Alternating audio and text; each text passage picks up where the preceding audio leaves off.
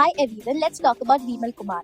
Are Ashwin ने recently अपने YouTube channel ऐश की बात पर विमल कुमार को एक्सपोज कर दिया। फन बैंटर के एक सेगमेंट के दौरान अश्विन ने उनसे एक बेसिक सवाल पूछा कि India versus Sri Lanka test match के लिए श्रीलंकन प्लेइंग 11 के टॉप 6 बैट्समैन का नाम बताइए, पर वो कुछ बता नहीं पाए। ध्यान रहे, विमल कुमार ने लिटरली इस एग्जैक्ट गेम को सोनी लिव स्टूडियो से लाइव कवर किया था। लाइव स्टूडियोज में बैठकर इसी टेस्ट मैच को कवर करने के लिए पैसे ले रहे थे। खुद को क्रिकेट एक्सपर्ट कहने की ऑडेसिटी भी रखते हैं जब आप फील्ड पर खेल रहे प्लेयर्स के नाम तक सीखने की बेसिक प्रोफेशनल डिसेंसी नहीं रखते। ऑनेस्टली ये माइंड ब्लोइंग है।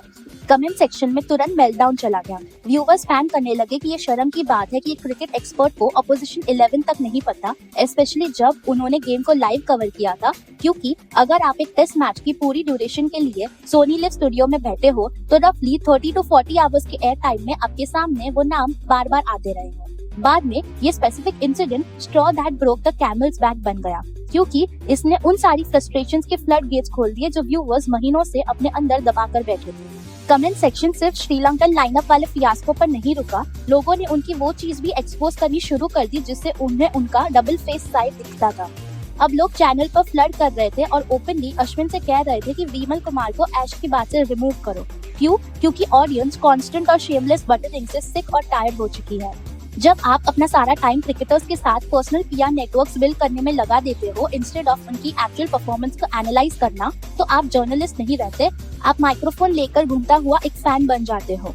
व्यूअर्स ने पॉइंट आउट किया कि विमल कुमार रेयरली कोई जेन्युइन क्रिकेट नॉलेज टेबल पर लाते हैं। हमेशा सरफेस लेवल टेक्स होते हैं, उसके बाद मैसिव प्रेस और फिर जीरो टैक्टिकल सब्सटेंस।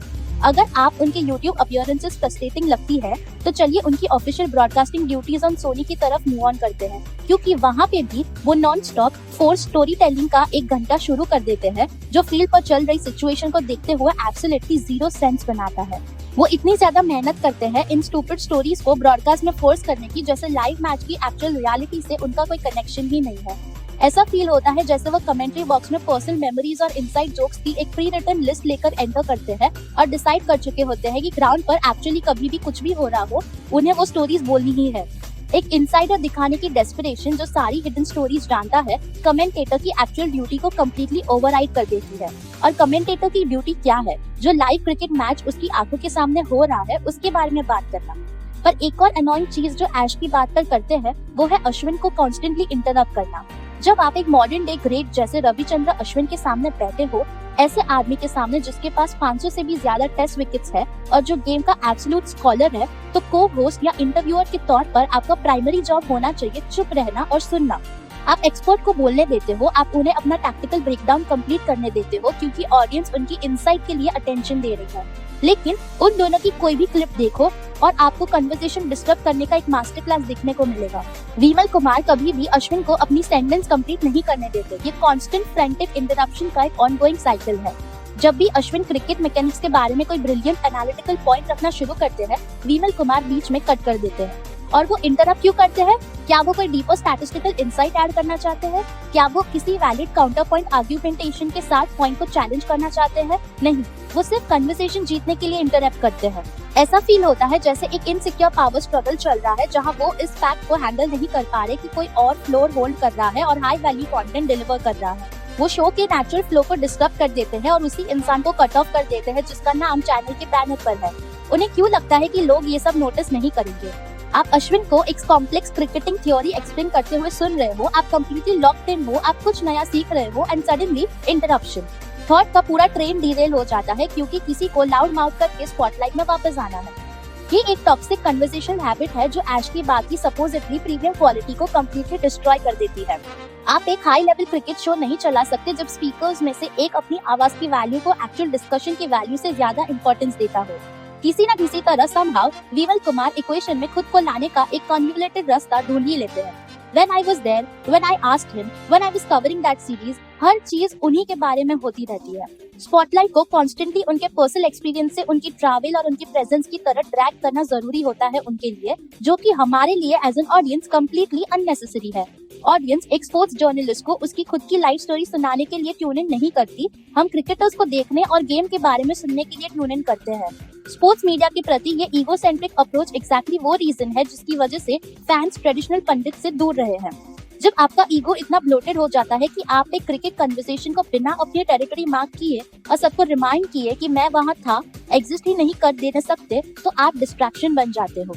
आप वो मीडियम रहना बंद कर देते हो जिसका थ्रू फैन स्पोर्ट से कनेक्ट करते हैं और खुद एक रोड ब्लॉक बन जाते हो, क्योंकि हर कन्वर्सेशन सेल्फ प्रमोशन का व्हीकल बन जाती है।